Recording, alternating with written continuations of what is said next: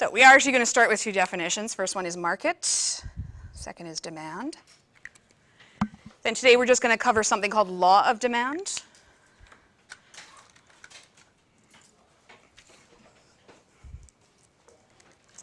So the reason I wanted to start with definition of market, because everybody has a different view of what a market looks like. Some people think like the supermarket, right? So you go to the supermarket, you buy groceries. Some people think the market's like a farmer's market, where everybody has little stalls and you go and buy fruits and vegetables. Those are markets, but it's not the general term for a market in economics. What do you think generally the word market means? So it's not specifically a place to sell vegetables. It's not specifically a place to buy groceries. What's a general definition? Place for exchange, I love that. It's the place where buyers and sellers interact.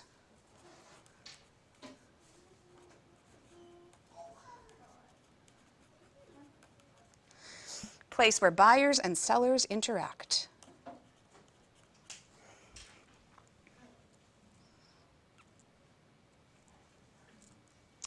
Is the Apple Store a market?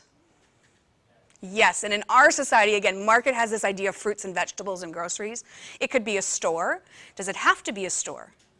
Okay, what else could it be? Ooh, I like that. So that would be an online market, would be eBay. Does it have to be a place where you buy something physical? No. So is the hairdressers a market? No. Yes. Why? What are you buying there? The service, right? So this can be goods. This can be services. It can also be what we call information. Where do you buy information? Bookstore. School, bookstore, university, email depending who it's from. Sometimes somebody's service isn't to do something for you, but it's to give you information. So if you go to consult with a lawyer, they are giving you legal advice. If you go to a doctor, they are giving you medical advice. That's information. Okay, so they're not really providing a service because they're not doing something. They're not giving you something. They're just giving you information. So a market is just a general place where buyers and sellers interact. Again, it's not just fruits and vegetables like we tend to think in North America. Definition of demand, it's the willingness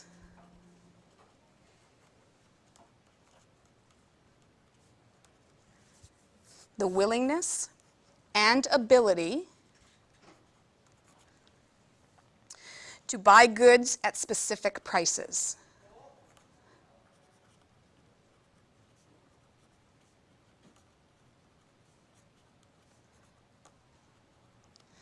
The willingness and ability to buy goods at certain prices.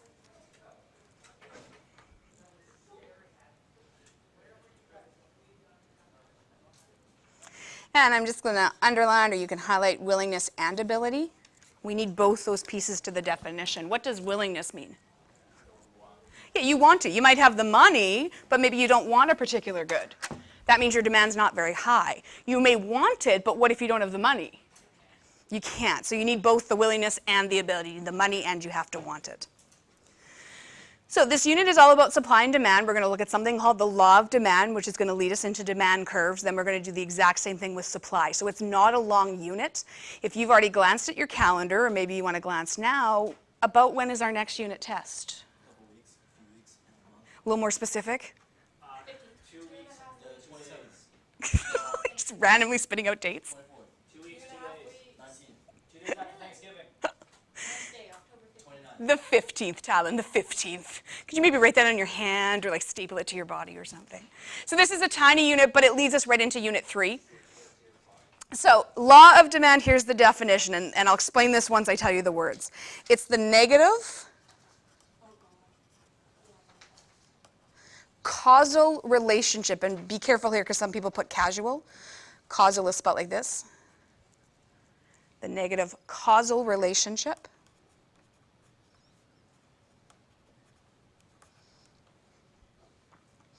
between price and quantity demanded.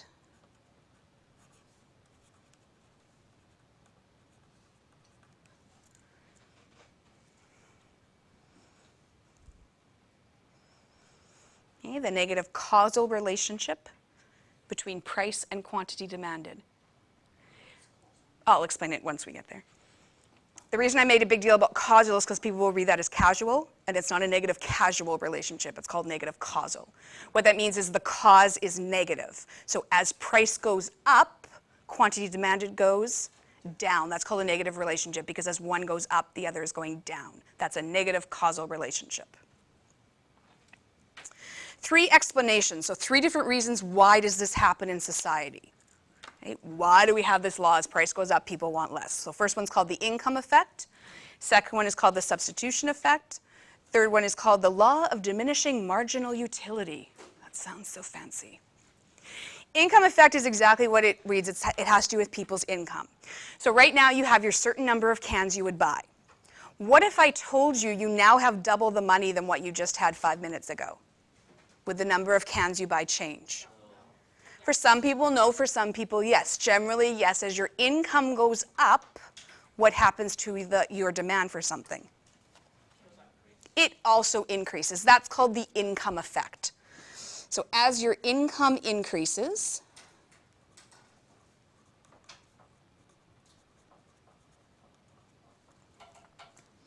you are more willing, as your income increases, you are more willing to pay more for the same good.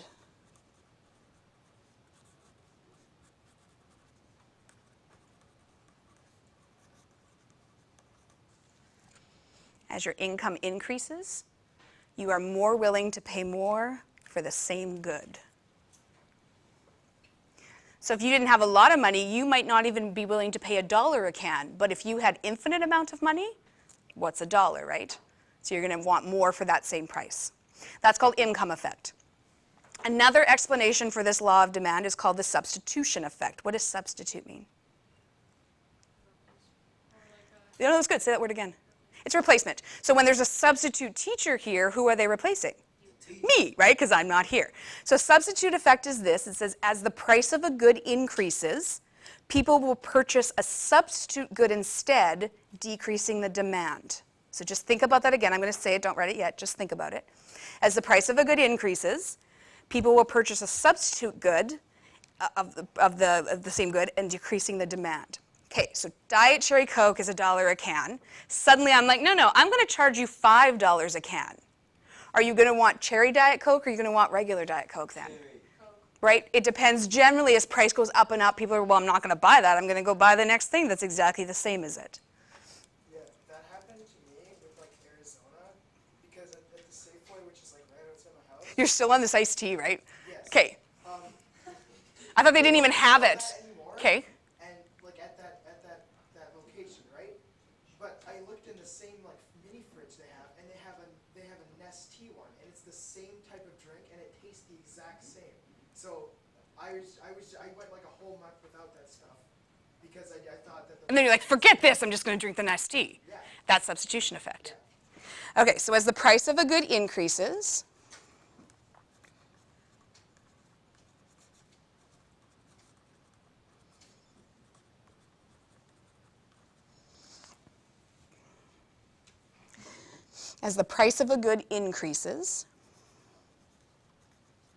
people will move to a substitute good.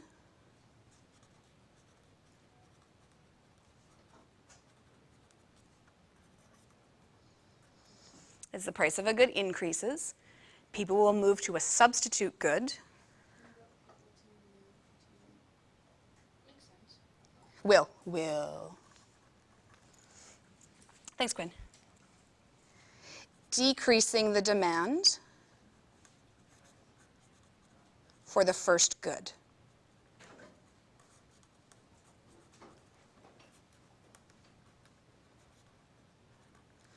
As the price of a good increases, people will move to a substitute good, decreasing the demand of the first good. We all have our favorite brands of stuff, right? If you think of soup, right? Do you like Campbell's or do you like No Name? Right? You have a preference. But what if the one you like suddenly went double the price? Would you still buy it? Well, some people would if they have the income, but if you don't, some people are like, I'm not paying double for brand name. I'm going to buy the No Name brand. I don't know if it's double. It's definitely higher, but I'm not sure it's double. Third explanation for the law of demand is called the law of diminishing marginal utility. So fancy. Utility was one of our definitions from the first unit. Who remembers what it means? The measure of satisfaction you get from a good. Remember the activity where we pictured our favorite food? And then we looked at, okay, if you ate 1 portion, how do you feel? If you eat 2 portions, how do you feel? If you eat 10 portions, how do you feel? Right? So picture whatever your food was. This is basically the same thing. As we consume additional units of a good, the satisfaction decreases, therefore the demand decreases. How much of your favorite food do you want after you've eaten 10 portions of it? This is the pizza pop effect, right? 8 pizza pops every single day. Suddenly you're like, I don't want pizza pops anymore. So the demand goes down. Is what the official name? The pizza pop utility theory? So as we consume, that sounds like a Big Bang Theory episode, the pizza pop effect. As we consume additional units of a good,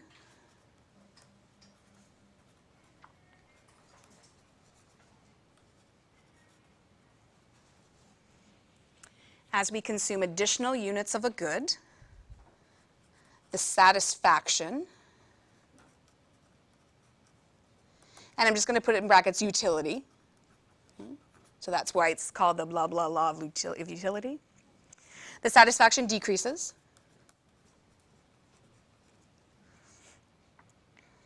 Therefore, the demand decreases.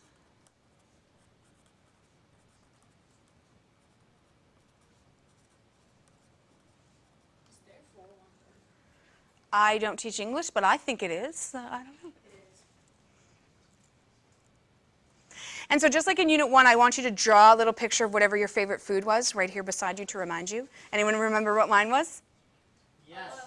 Peanut butter, chocolate cheesecake. Yeah. Oh, yeah, totally. Still thinking about it. I like the bonus. That's the whipped cream on my chocolate cheesecake. Now it's looking like pie, but that's okay. I like pie too. Okay, so draw whatever your favorite food was just to remind you what this one's talking about. By drawing it looks like squares, then I don't know what it is. Then right beside it, what it is.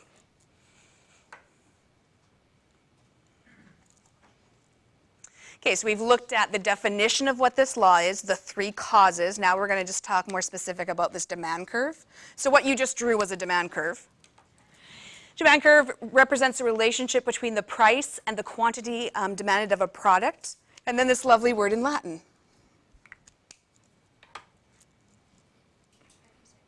I cannot, so go for it. I can't. I don't speak Latin. I have no idea. Look at you. Did you study Latin? No. Is Latin close to like Spanish? Spanish, French, Italian, they kind of, but he speaks Portuguese, so that's a different language. Spanish? Sorry? Is, Wait, Portuguese is the main language in Brazil? yes. It's not Spanish. No. Every other country around them is Spanish, but they got conquered by the Portuguese. So. What it means in English is all other things being equal.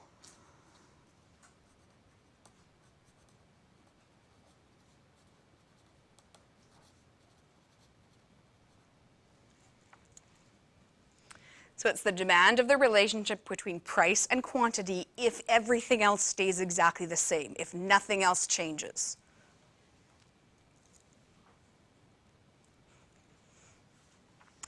Demand curves do not need to be lines. No straight lines. So look at the demand curve that you just quickly sketched out. Is it a perfect straight line? No, some will be, some will not be, but they all have what we call a downward trend. Downward trend. They'll all go down at some point. So I wanted to find a demand curve you could relate to, so I found a McDonald's one. Okay, so this is the demand curve for McDonald's lunch, and this is one customer's actual curve. So number of lunches per year and the price of the McDonald's lunch. And I'm thinking this is old data because I don't think you can eat there for $5 now. Okay, so let's look at what's going on here. So $5, that's like the minimum or the maximum he's willing to pay because it says he's going to do 0. As it becomes cheaper, so $4, we're looking at about $20 a year. $3, you're looking at about $40. $2, you're about 60.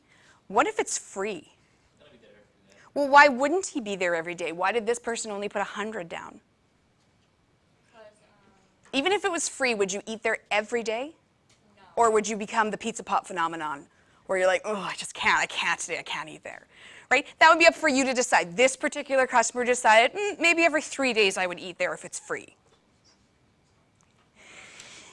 Following that is the demand curve of a different customer. What's the difference between them? There's like a curve. Yeah, this one is curved. The first one was an exact line, a straight line. This one is a curve, but you notice they both have a downward trend? So this customer has a little bit of different values, and that's okay. It's just showing you the demand curves don't have to be perfect lines. They can have downward curves, and you'll notice some of yours were curved, some of them were more straight. They can be all these things. Okay, last thing we're going to talk about is movements along the curve, which kind of sounds like something we did with PPCs. Remember we talked about movements along the PPC versus inward-outward shifts? Same thing we're going to do with demand and then eventually supply curves. So here's an example of a supply curve that has moved along the curve. So it has gone from this point up to this point. So just some talk about the notation. When we have the original point, when we don't have specific numbers, we label it as Q1 and P1. What do you think Q stands for? Quantity, and P stands for price. So this means the first quantity, the first price. When we mark a second point, well, we can't call it the exact same thing, so we call it Q2 and P2. What does Q2 mean? The second quantity and the second price. So you'll see the subscripts, it's just to denote which is which, because we can't call them both P and Q, because that's confusing. So the little 1 means the first price, first quantity, little 2 means the second quantity. Movements along the curve. So what causes this? What causes a point to go from there to there? A decrease in what? Look at what's happening to the price. It's going up. So movements along the curve are caused by increases in price.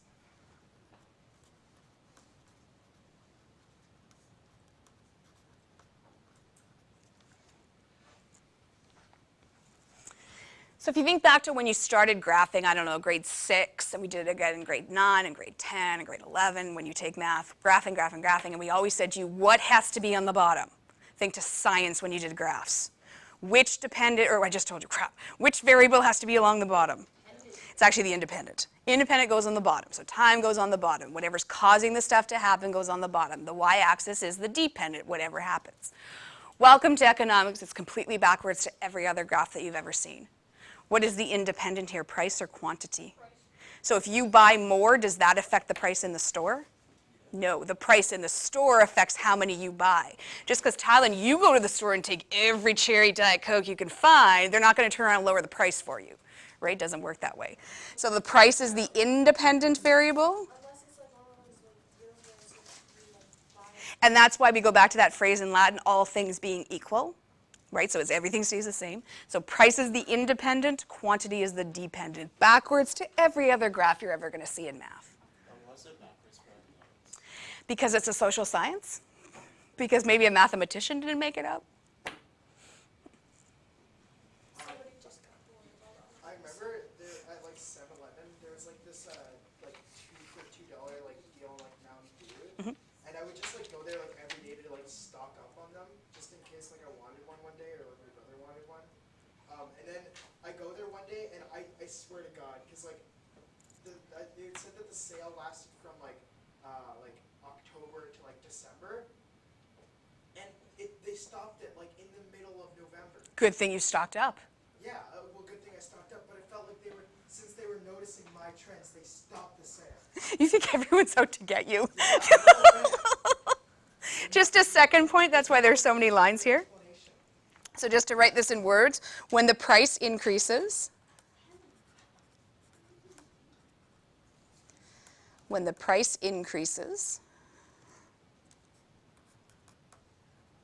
from P1 to P2,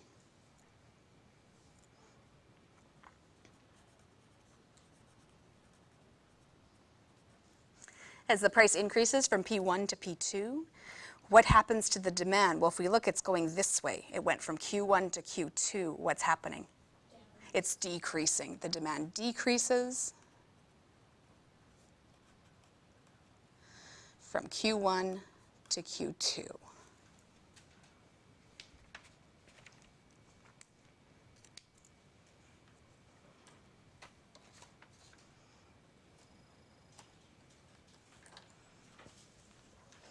That's where I want to stop today in the notes because we've done a lot. I'm just going to review kind of what we've done. So I'm going to give you a definition word that we've talked about or wrote down, and I want you to turn to someone around you and tell them what the word means, and then I'll give the other person another word. So first person, whoever you are, turn to someone around you and tell them what demand is. Turn, talk, love each other.